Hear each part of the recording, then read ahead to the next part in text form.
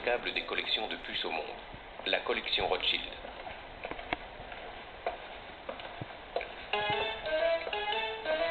En 1902, le Daily Express titrait 10 000 puces pour Lord Rothschild et ce n'était qu'un début.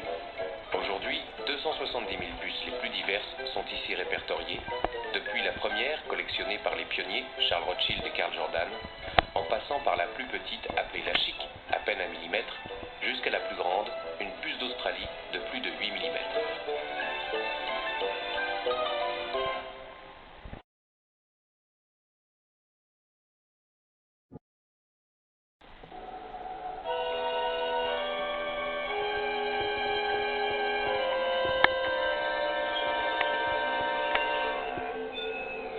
Certaines espèces, la plupart des puces des rongeurs, restent sur l'hôte uniquement le temps d'aller au restaurant.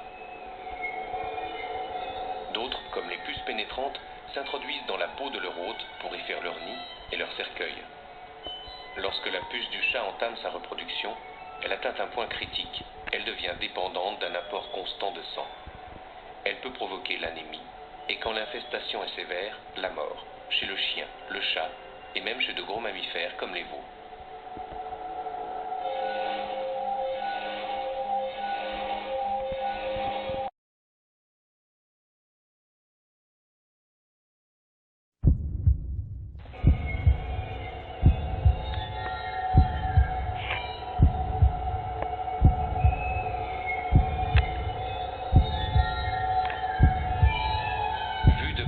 La puce ressemble à un alien qui possède toutes les sophistications nécessaires pour s'adapter à son biotope.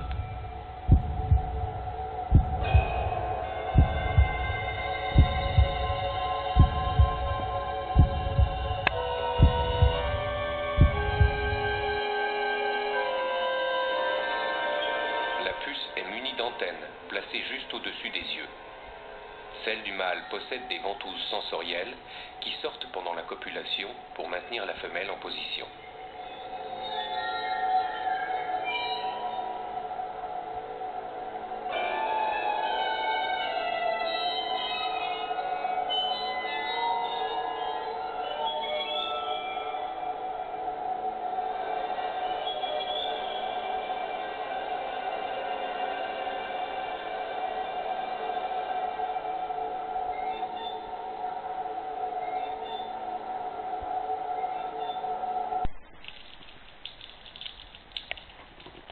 Les larves se nourrissent des déjections de sang séché des puces adultes.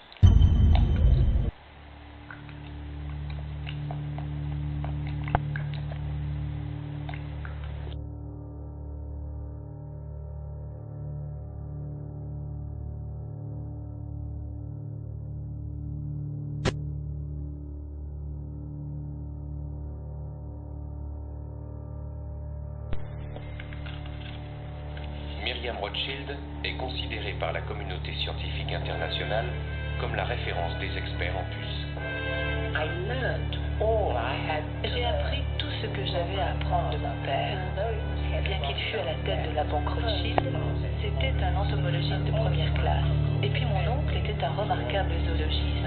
Alors même si d'une certaine façon j'étais autodidacte et que la nature était ma passion, je dois beaucoup à mes parents et à ma famille.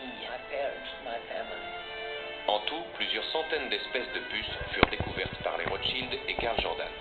C'est au cours d'une de ces nombreuses expéditions en Égypte que Lord Rothschild découvrit la puce responsable de la peste, qu'il dénommera Xenopsylla Khéopis, en l'honneur de la pyramide de Khéops. Myriam Rothschild éditera plusieurs centaines de planches anatomiques, ainsi que 8 ouvrages représentant ses 40 ans de recherche.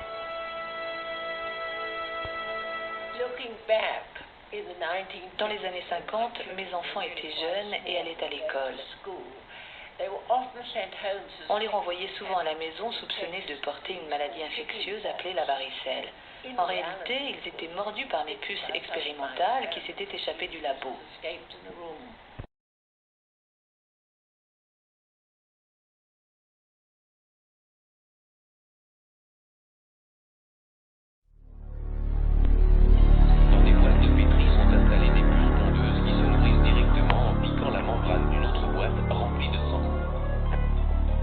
S'interroge aujourd'hui sur la finalité de certaines recherches qualifiées de top secret.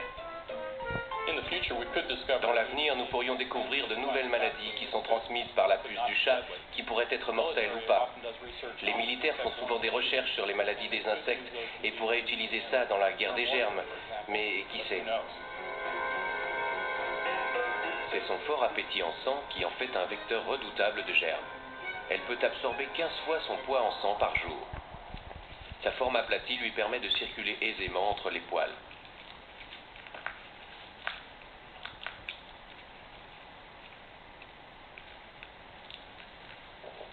Avant de se gorger, elle procède à de multiples essais de piqûres, comme si elle choisissait l'endroit le plus favorable.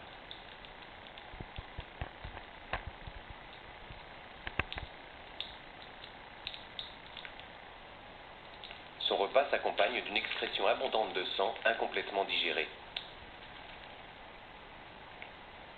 Sa pompe à sang est ici en action. C'est avec 3 lames qu'elle perce la peau.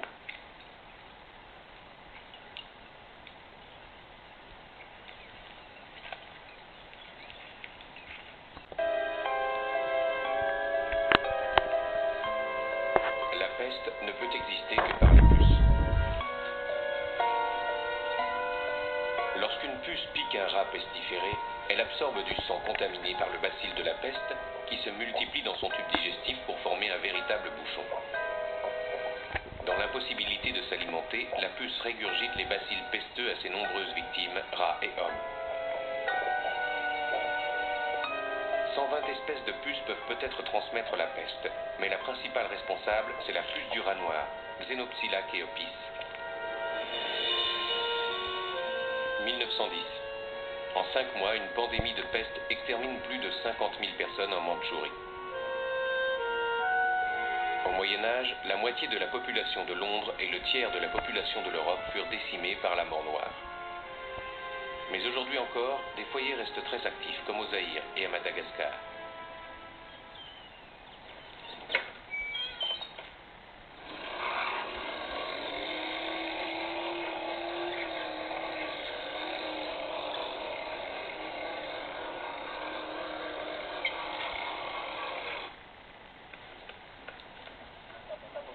Les villages des hauts plateaux de Madagascar sont particulièrement frappés.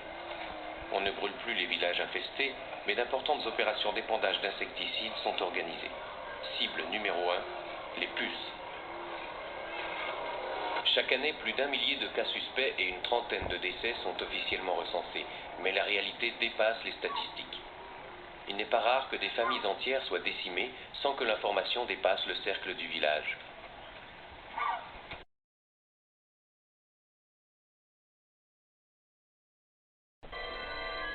Son hyperfécondité, sa capacité à s'adapter font qu'aux USA, 70% du chiffre d'affaires de certains magasins d'animaux sont réalisés par les produits antipuces.